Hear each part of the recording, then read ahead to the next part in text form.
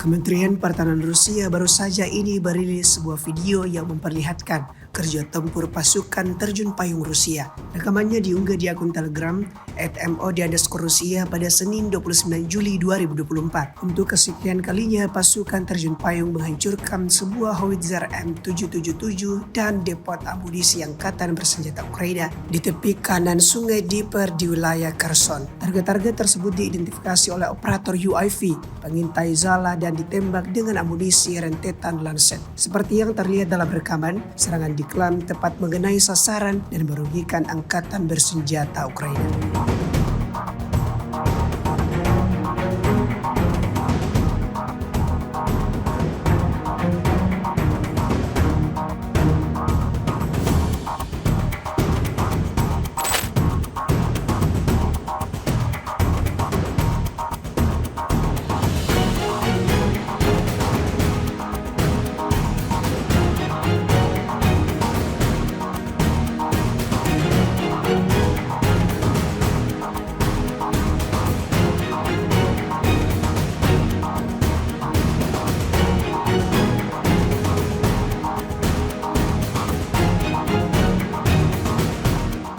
Download Tribun X sekarang, menghadirkan lokal menjadi Indonesia.